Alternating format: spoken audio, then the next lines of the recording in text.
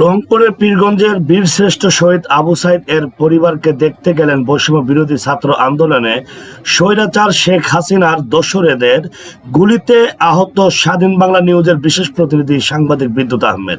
পরে গুলি এর ক্ষত নিয়েই ঢাকা সাভার থেকে রংপুরে পীরগঞ্জে শহীদ আবু সাইদ এর বাড়িতে শহীদের সমাধিতে দোয়া করার পর শহীদই পরিবারের সাথে মত বিনিময় করেন। এ সময় কান্না ভেঙে পড়েন শহীদ আবু সাইদ এর ছোট বোন সুমি। বিস্তারিত স্বাধীন বাংলা নিউজে। এই যে আবু সাইদ ভাই শহীদ হলো, হাজার হাজার বাংলাদেশের আবু সাইদ ভাইরা এখনো আছে আমাদের মতো। তাদের উদ্দেশ্যে তোমার চাওয়া পাওয়াটা কি?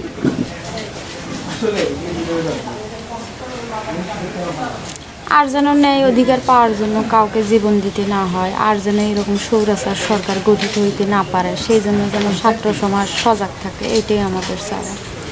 দেশ নিয়ে তোমার চিন্তাধারা কে? যে আবু সাইদ ভাই শহীদ হয়েছে, মীর মুগ্ধ শহীদ হয়েছে, এবং হাজারো হাজারো ছাত্র সাধারণ জনতা শহীদ হয়েছে বোন। তো তাদের উদ্দেশ্যে তোমার মানে এই পরিবার থেকে বলার কিছু আছে?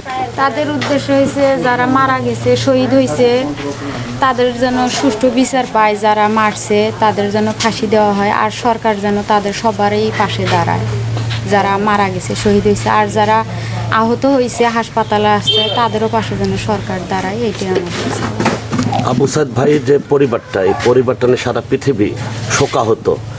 তো তাদের পরিবারের প্রতি মানে কিছু বলার আছে কি? তারা যেন সবাই দোয়া করে আমার ভাইকে যেন আল্লাহ পাক শহীদ হিসাবে কবুল করে, এইটাই স্যার। এখন পরিবারের যে যারা আছে, যে আবু সাইদ ভাই শহীদ হওয়ার পরে লক্ষ লক্ষ আবু সাইদ ভাইয়ের তাদের পরিবার থেকে আসে, এটি কেমন লাগে? সেই দিক দিয়ে ভালোই লাগে। লাগে কিছুটা ভালো লাগে, কিন্তু ভালো লাগার চাইতে ব্যথাটাই অনেক। ভাইয়া থাকলে তো আর আসতো না, আজকে নাই, সেই কারণে আসে। সবার ভালো হয়েছে তার জীবনের বিনিময়ে। একটা গমের দানা টেবিলের উপর থাকলে একটা থাকে, যখন পড়ে মরে তখন লক্ষ লক্ষ গম হয়। এটা কি তুমি জানো বোন? আবু সাইদ ভাইকে মারা গেছে, এটাকে বিশ্বাস হয়? সবার মাঝেই বেঁচে আছে, রাষ্ট্রের মধ্যে বেঁচে আছে, আহতদের মাঝে বেঁচে আছে, দেশের মধ্যে লাল সবুজের পতাকা। আবু সাইদ মানে লাল সবুজের পতাকা। আপনি তো আবু সাইদের বাবা। জি। এই যে আবু সাইদ শহীদ হলো, কোথায় কোথায় গুলি লেগেছিল? আর গুলি বুঝি এই ডান সাইডে কি বাম সাইডে? বাম সাইডে তিনটা গুলি লাগছে। ঠ্যাঙ্গত একটা লাগছে, এই মাথাতে একটা লাগছে। এই মাথার গুলিটা খায়াই পড়ে গেছে। চারটে না? এই রামের মধ্যে একটা, এই জায়গায় একটা, আর এই বাম সাইডে এই জায়গায় একটা, আর মাথা এই দিন করে ঘুরছিল তখন মাথা লাগছে, মাথা মারাতে পড়ি। এই যে আপনি কি মনে করেন আপনি একা না, লক্ষ লক্ষ আবু সাইদের জন্ম হয়েছে পৃথিবীর বুকে?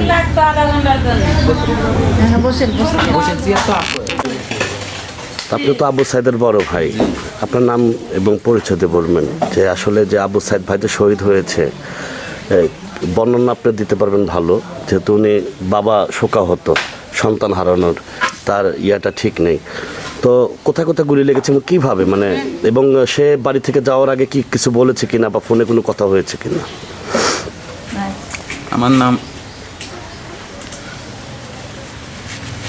আমার নাম মোহাম্মদ বকুল মিয়া। আমি আবু সাইদের বড় ভাই। কুরবানি ঈদ তাই ছিল 2 দিন আগে আলো আসি, ঈদের পরের দিনে ঈদ করলো, ঈদ করে ঈদের পরের দিনে বন্ধুর বিয়ে খাইতে গেল। বিয়ে খাওয়া আসি, বিকেলবেলা এসে আসি, ওই পাখি 1-1 ঘন্টা বোধহয় ছিল বাসায়। তারপরে ব্যাগ হাতে নিয়ে আপার খোঁজ করতে আমি যাই। আমারও বাইক গেছিল, যে বলে ভাই যাই, যাও দেখি শুনি যান, আর কোনো পার্টিগতভাবে জানি কোনো করেন না। যখনই আসে তখনই আমি এই কথাই বলি। তো এখন কয় যে বলে না আমরা কোনো পার্টিগত করি না। তো এখন যে এই পরীক্ষাও কিন্তু দিছিল, সে পরীক্ষার মনে করো রেজাল্ট বাড়ায়নি, এখন আরও বোধহয় মাস নাকতে পারে। রেজাল্ট হয়ে গেল হয় এতদিন, কিন্তু এই দেশের গন্ডগোলের জন্য চাকরি ভালো পোস্টে একটা চাকরি পালো হয়, সেটা আশা করছিল। আব্বাও বলছিল যে বলে আমি না চাকরিটা ভালো দেখে না চাকরি করলে হয়, আমি দেখি না মরে যাওয়া পাই না হয়, মরে গেলে আমি শান্তিতে পাই না। এই বয়স হয়ে গেছে, কখন কী হয় না হয় এই আশা আব্বা করছে। তো সে কথা শুনি কিন্তু ওই বোনটা করছিল যে বলে আব্বা তোমার চাকরিটা দেখে যাওয়া পারলে তাহলে না তাই খুশি হলে হয়। তখন শুনি কথা বন্ধু যখন করছে তখন শুনি কথাটা শুনি মুশকি মারা আনা হাসি দিছিল ভাই। আর কি যাওয়ার সময় বলি গেল যে বলে ভাই টেনশন করেন না, আমার চাকরি আল্লাহ দেয় হবি, ভালোই হবি। লেখাপড়া যে এত দূর পর্যন্ত করছে আমরা যে ভাই আমরাও কিন্তু জানি না, বুঝছেন। তা এই কথা কয়েক গেছে, যাওয়ার পরে যখন কোটা আন্দোলন দেওয়া হয়েছে তাই হলো ওই ভার্সিটির মধ্যে 2 নম্বর ছাত্র আর 1 নম্বর ছাত্র একটা, সেটা হলো ছাত্রী মেয়ে। তা 2 নম্বর হলে তো সময় থাকি। এখন যখন কোটা আন্দোলন যখন করে সরকার যখন ঘোষণা দিচ্ছে যে বলে রাজাকারের ছেলেরা পাবালায়, মুক্তিযোদ্ধা ছেলেরা চাকরি পাবালায়, রাজাকারের ছেলেরা চাকরি পাবি, তখন কোটার বেদাটা যখন বাড়াই দিছে তখন মানে এরা চিন্তা ভাবনা করে দেখছে আমার ভাই হয়তো যে বলে আমার ফ্যামিলির মধ্যে কোনো উচ্চ শিক্ষিতা বা কোনো শিক্ষিতা নাই, চাকরি আর নাই, তা আমার তো কোটাও নাই, তা আমার চাকরি কী করে হোক। তখন ওই ভার্সিটির মধ্যে একটা ডাক দিছিল, দেওয়ার পরে যাই হোক ওদের মধ্যে তো 7,000 ছাত্র, তার মধ্যে কিছু আলাদা হয়েছিল, কিছু আইসে এই আসি একটা ইংরেজিতে ভাষণ দিয়েছিল। দেওয়ার পরে যখন ভাষণ শেষ করে যখন নামে গেছে তখন ওই মিঠু বড়ুয়া একটা ছাত্রলীগ হিন্দু, সেই মিঠু বড়ুয়া আমার ভাইক নির্যাতন করছে, গলা চিপটি ধরে কালো মুখে থাপড়াছিল। তারপরে মানে ওটাই ক্ষোভটা বেশি, মানে ওই খুব ছাত্র ভালো তো মানে ঘায়াল করার জন্য খুব অনেক দিন টেবিলে নাগি পড়ছিল। আমি ওই জায়গায় ভার্সিটি গেছিলাম, দারোয়ানের কাছে আলাপ করছিলাম, কছে ভাই এলে তো কজ তো যায় না, এই মিঠু বড়ুয়াই হলো এই আর পিছিয়ে নাকি আগে না কথা কাটাকাটি হয়েছিল।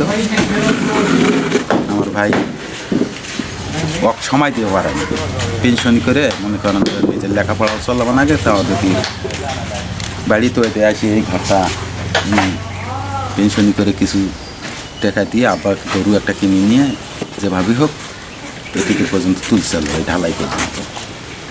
তা অগ্রহণ মাস আসতে আসতে আল্লাহ রকম ঘরও কমপ্লিট হলো হয়, ঘর কমপ্লিট হলে মনে করেন হয়তো বিয়ে শাদিও হলো হয়, চাকরিও হলো হয়, সেটা আশা করছি না। তো এখন ভাগ্য খারাপ, এখন এই পর্যন্ত এই দুধ গেছে, আর কোনো দেখা সাক্ষাৎ তো নেই, কোনো কথাও নেই, মোবাইলে কোনো যোগাযোগ হয়নি। হয়তো হয় বোনের সাথে যোগাযোগ হয়েছে, বোনটা খুব স্নেহ করেছিল। তা আর দেখা সাক্ষাৎ হয় না। পরে হঠাৎ করে আমরা দুপুরবেলা খাওয়াটা শুয়েছি, তারপরে আমার ছোট ভাইয়ের বউ কসে কি ওরে বাবারে তোরা সত্যি আছেন, আবু সাইদ যে গুলি খাওয়া মারা গেছে। তখন তো আমি ধান করে দিয়েছি যে গুলি এমনি ছাত্র কেমন করে গুলি করা। পরে মোবাইল করে যোগাযোগ করে দেখি ঠিকই ক্যাম্পাসের প্রথম গেটের মাঝখানে আইল্যান্ডটা কাটা ওই জায়গাটা খাড়া হয়েছিল, ওরা ক্যাম্পাসের ভেতরে ছিল পুলিশ, মানে ভেতরে ঢুকবে দেয়নি, না দেওয়া তো আপনি গুলি করছে, বেশি কাছে দূরেও নয় কিন্তু রাস্তার মাঝখানে। আর ক্যাম্পাসের গেটটা মনে করো যে হাত বেশি খুব, আমি গেছি না যা দেখছি হাত বেশি জায়গার মধ্যে যখন ওরা ওই গ্যাস ফায়ার করছে তখন মনে করেন ছত্রভঙ্গ হয় ওই পার্কের মোড়ের দিকে গেছে ছাত্ররা, ওই তখন একাই আসছিল। তখন ইচ্ছে যদি করলে হয় যে যা দৌড়ি যা থাপা দিয়ে ধরতে পারলে হয়, ধরি যদি 2 ডাক দিল হয়, 2 জন আটক দিল হয়, তা মনে করেন আমার ভাইটা বাঁচি থাকলো হয়। এখন লক্ষণ পরিস্থিতি খারাপ না দেখে ওই নিজেই এখন গুলি যখন ওই রবারগুলো ছাড়ছে তখন এইভাবে একটা খালি পতাকা নিশেন একটা হাতে আসি এমনি করে এঁকে চাপছে, তখন ওই সাইডগুলো দিয়ে খালি মনে হয় রাবারগুলি, আগে গুলি করে নাই রাবারগুলি ছুটছে। গোসল করার সময় আমি দেখছি কাপড় আলো করে এই মনে করেন সর্ষে ফেলার মতো জায়গা ছিল না, খালি এইরকম কালো কালো হাত আছে। আর গুলি এই রানের মধ্যে একটা, আর এই জায়গায় একটা, আর এই বাম সাইডে এই জায়গায় একটা। তখনও কিন্তু আমার ভাই খাড়া হয়ে ছিল। আর বহুত গুলি নিজে তাই পাকে ঘুরি কাটাইছি। আর শেষে গুলিটা আর কাটা হয়নি। তো এই যে শহীদ হলো, এবং যারা বাংলাদেশে তো অনেক মা বোনেরও সন্তান, তারা বিসর্জন দিয়েছে দেশ স্বাধীন করার জন্য, তো তারাও আবু সাইদ ভাইয়েরই পরিবারের একটা অংশ। জি। এই বিষয়ে আপনাদের মতামতটা কি? এখন মতামত এটাই যে আমার ভাই যেটা জীবন দিছে, আমারও যেটা ব্যথা লাগে, সে বাপ মায়ের ঘেরে ছেলে হারা ব্যথা তাসমারও অতটুকু লাগে। তো তাসমার বিচার যে পুলিশের হুকুম ব্যথা যাই মাসে তাই তাসমার উচিত বিচার হওয়ার দরকার। এখন যে গুলি করেছে তা সে কি এখনো বেঁচে আছে, না তার কাস্টডি বা কিছু হয়েছে কি? এখনো বেঁচে আছে, এখনো বেঁচে আছে? এখনো বেঁচে আছে। বিচার কার্যকর হয়নি? না, তাকে ধরতে পারেনি এখন। আর এই মিটু বড়ুয়া, এখন আমি ওই ক্যাম্পাসে গেছিলাম, তাতে দারোয়ানে করলো যেগুলো এখন কোথায় আছে, কয় ও ভারতে গেছে। এই পর্যন্ত আমার কাছে তথ্য পাইছি। এখন তার নাম কি? মিঠু বড়ুয়া। মিঠু বড়ুয়া বৌদ্ধ। হ্যাঁ, ওই আওয়ামী লীগের হলো সব ছাত্রলীগের না? ছাত্রলীগের। আরে মানে আওয়ামী লীগ সরকার না, আমাদেরকে সভাপতি হলে মনে করেন তার মনে করেন মন্ত্রীর মতো পাওয়ার আছে।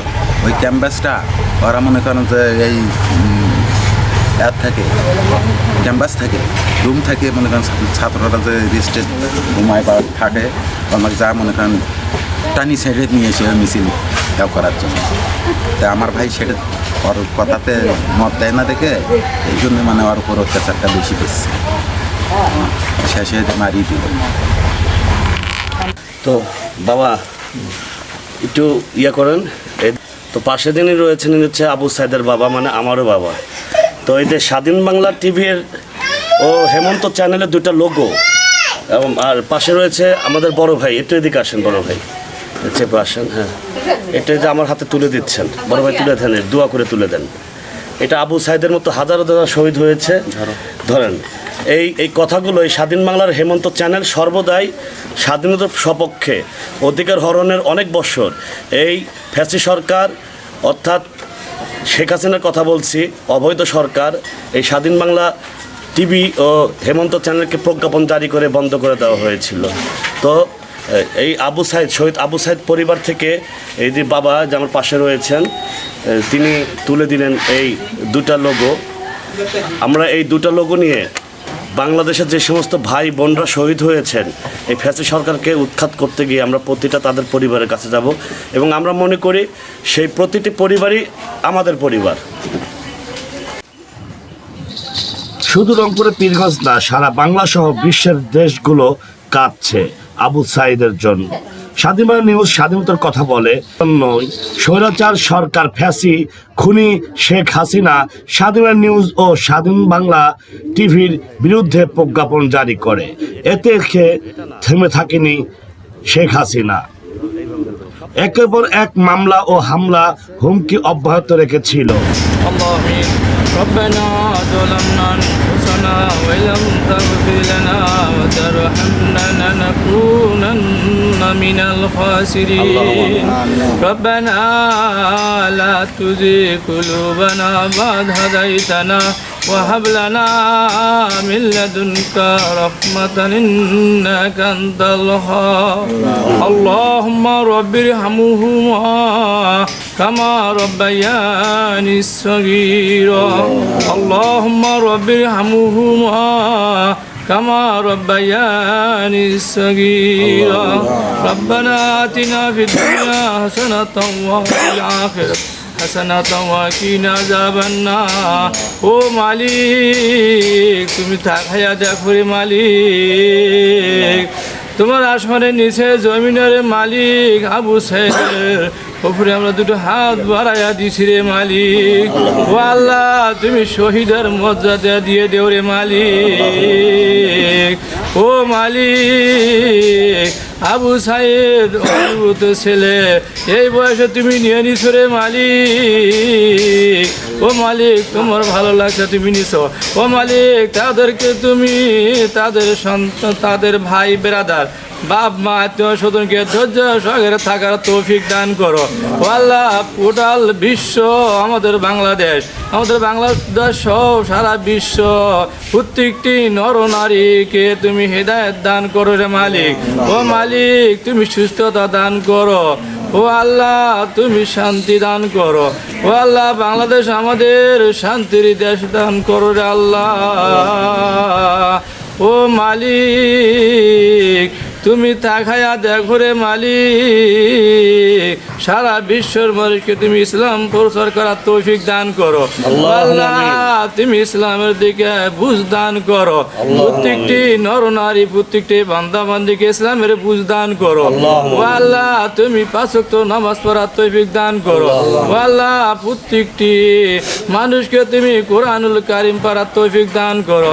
ও আল্লাহ তুমি তো বলেছো আলিফ লাম মিম যালিকাল কিতাবুল লা রাইবা ফিহি। ও মালিক প্রত্যেকটি নর নারীকে কোরআনুল কারীম পড়ার তৌফিক দান করো। আল্লাহ তুমি হিদায়াত দান করো রে মালিক। ও আল্লাহ তোমার কথা আমরা পরিপূর্ণভাবে যেন আমল করতে পারি। ও আল্লাহ তুমি সঠিক বুঝদান করো। ও আল্লাহ আবু সাইদের বাবা সঙ্গে আমার হাত উঠেছে আল্লাহ। ও আল্লাহ তার কি মনের ব্যথা তুমি তো ভালো জানো রে মালিক। ও মালিক তার মনের আশা তুমি পূর্ণ করে দাও। তাকে তুমি ধৈর্য সহকারে থাকার তৌফিক দান করো। ও আল্লাহ আবু সাইদকে তুমি জান্নাতুল ফেরদাউস বরাদ্দ করে দিও। ও আল্লাহ তার আত্মীয় স্বজন ভাগী গোষ্ঠী ও আল্লাহ তার খানদান বন্ধু বান্ধব যত কিছু আছে রে মালিক সমস্ত তোমার বন্ধু বান্ধবকে ও আল্লাহ তুমি জান্নাতের বাগানে পৌঁছায় দিও। আল্লাহ আল্লাহ ও আল্লাহ তুমি আসমানে বেলা আসমানে উঠায় নাও, জমিনের বেলা জমিতে ডাবাইয়া দাও। ও আল্লাহ হাওয়ার বেলায় হাওয়া মিশাইয়া দাও।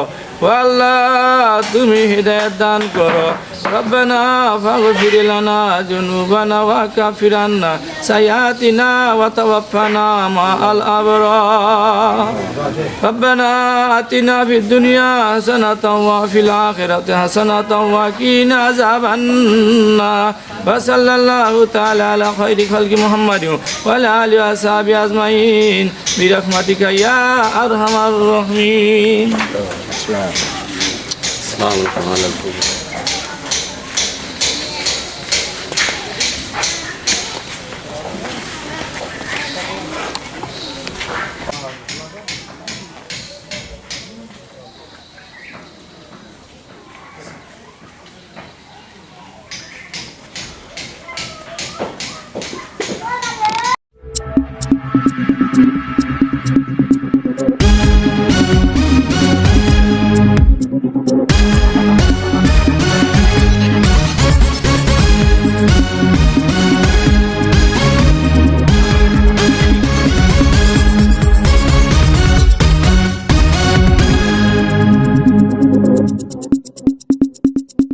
স্বাধীন বাংলা নিউজ স্বাধীনতার কথা বলে।